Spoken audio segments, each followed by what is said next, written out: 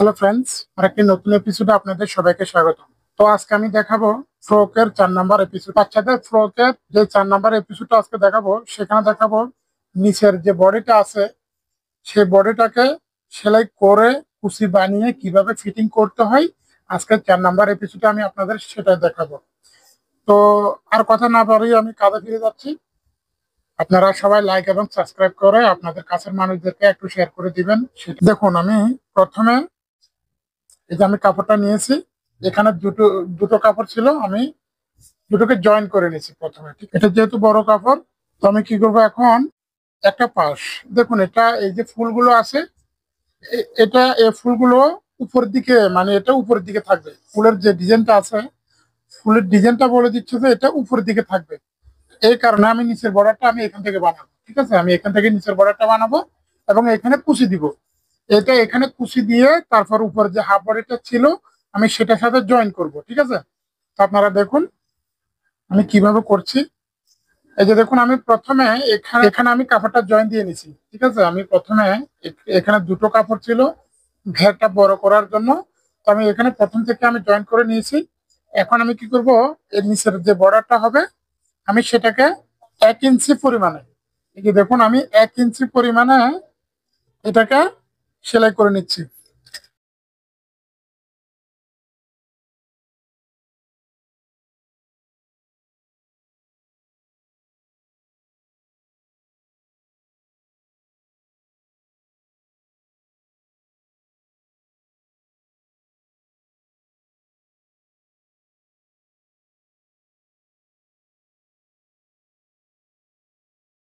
দেখো আমি নিচের বর্ডারটা সেলাই করে ফেললাম। ঠিক আছে, এই যে 1 ইঞ্চি পরিমাণে ধরে আমি নিচের বর্ডারটা সেলাই করে ফেললাম। এখন আমি কি করব, উপরে কুচি দিব। এই যে আমার এ পাশ আছে, আমি এ পাশে কুচি দিব এখন। তো দেখুন আপনারা ভালো করে আস্তে আস্তে করে একটু সুন্দর করে কুচিগুলো দিবেন। ঠিক আছে,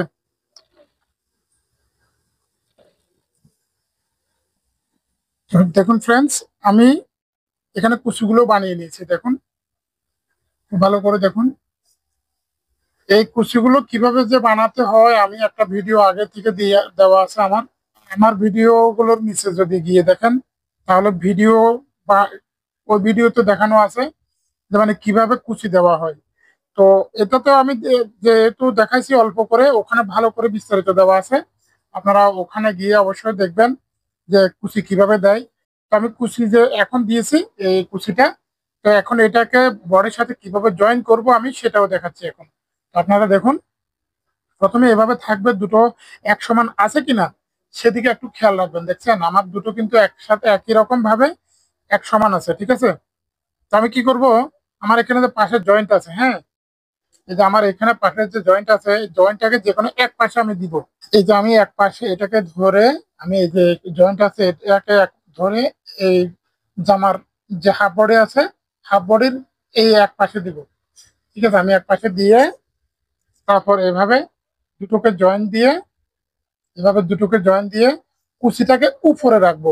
খেয়াল রাখতে হবে ভালো করে কুচিটা যেন উপরে থাকে।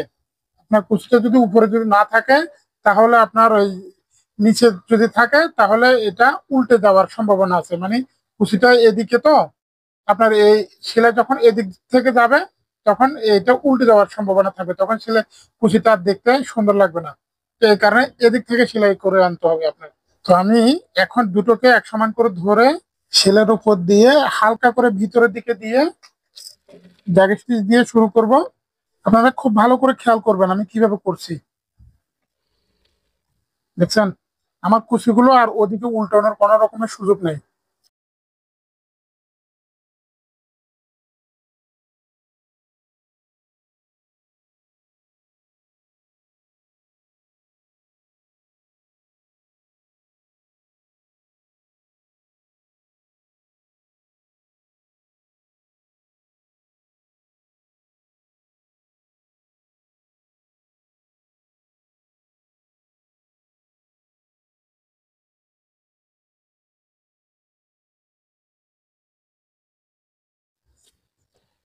একটা সেলাই দেওয়া হয়ে গেছে, এখন আমি আরেকটা সেলাই দেবো। ঠিক আছে, এখানে ডাবল সেলাই দিতে হয়।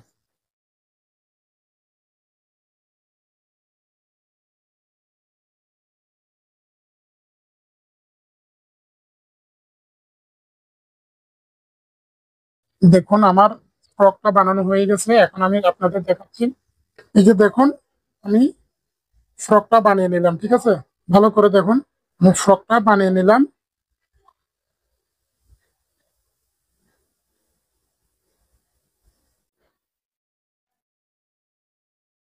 তো আজকের জন্য এতটুকু রইলো। আপনাদের সবাইকে অসংখ্য অসংখ্য ধন্যবাদ।